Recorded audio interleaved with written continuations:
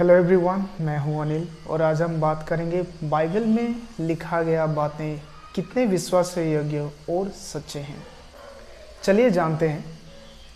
सबसे पहले हम पढ़ेंगे जॉन चैप्टर 3 वर्स 16। क्योंकि परमेश्वर ने जगत से ऐसा प्रेम रखा कि उसने अपना एकलौता पुत्र दे दिया, ताकि जो कोई उस पर विश्वास करे वो नष्ट ना हो परंतु अनंत जीवन पाए।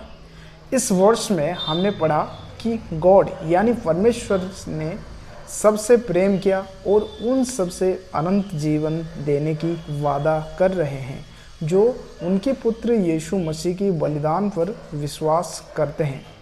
परमेश्वर की बातों में कितने पावर और सत्य है वो हमें बताती है बाइबल की पहली पुस्तक उत्पत्ति 1 का 1 से 3 तक। यहाँ इस प्रकार लिखा है, आदि में परमेश्वर ने आकाश और पृथ्वी सृष्टि की।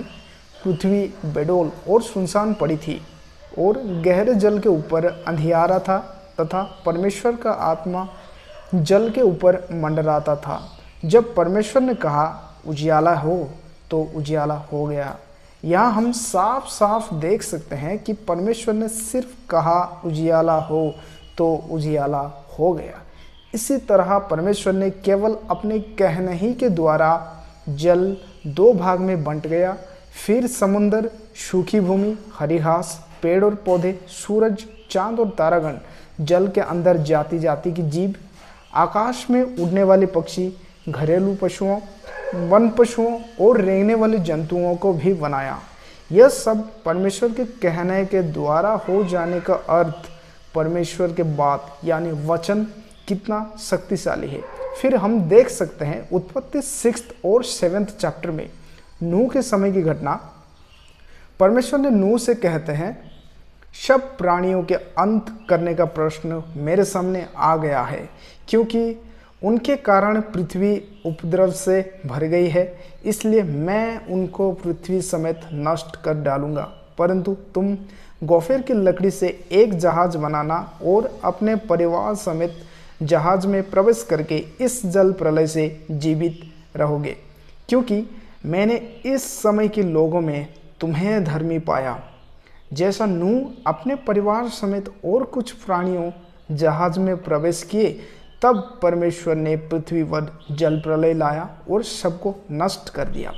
फिर हम लोट के समय में देखते हैं उत्पत्ति 19 अध्याय 12 से 17 आयत और 23 से 25। फिर उन अतिथियों ने लूत से पूछा, यहाँ तेरा कौन कौन है?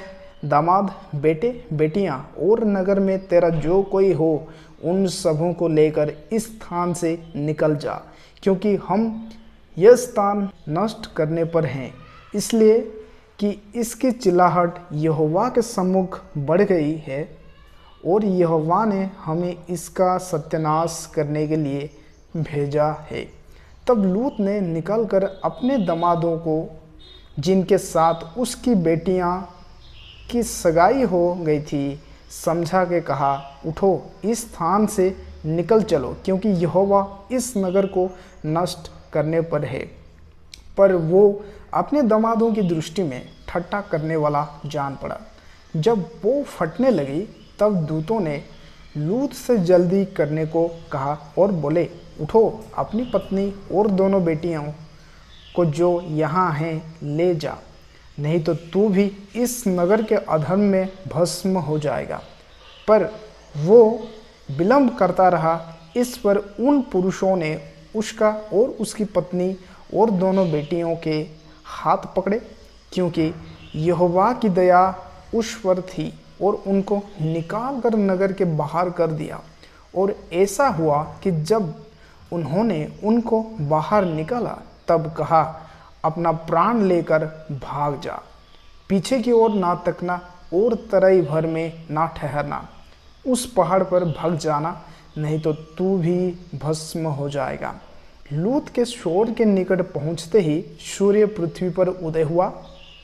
तब यहोवा ने अपनी ओर से सदोम और अमोरा पर आकाश गंधक और आग बरसाई और उन नगरों को और उस संपूर्ण तराई को और नगरों के सब निवासियों को भूमि की सारी उपज समेत नष्ट कर दिया।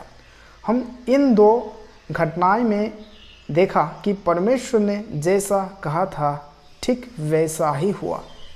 गैब्रियल दूत भी मरियम को बता देते हैं लूका 1 वर्स में, क्योंकि जो वचन परमेश्वर की ओर से होता है वो प्रभाव रहित नहीं होता।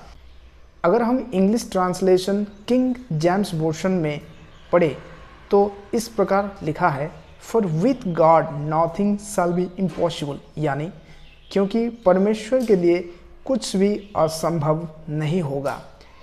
इसलिए गाइस, परमेश्वर जो कुछ कहते हैं वो संपूर्ण पूरा होता भी है, क्योंकि अगर परमेश्वर ने यह कहा है कि जो कोई उसके पुत्र के बलिदान पर विश्वास करे वो नष्ट नहीं होगा परंतु अनंत जीवन पाएगा, वो व्यक्ति निश्चित रूप से हमेशा के जीवन पाएगा, क्योंकि परमेश्वर जीवित, विश्वस्त और सच्चे हैं। वो कभी भी धोखा नहीं देता। इसलिए क्या आप और मैं मसीह यीशु पर विश्वास करें और आग की झील से यानी नरक से बच जाएं और स्वर्ग में हमेशा हमेशा के लिए जीवित रहें, क्योंकि सच्चे और एकलौता खुदा यीशु मसीह ही है। परमेश्वर प्रभु यीशु मसीह पर विश्वास करने वाले हर एक विश्वासी को अनंत जीवन दे। आमीन।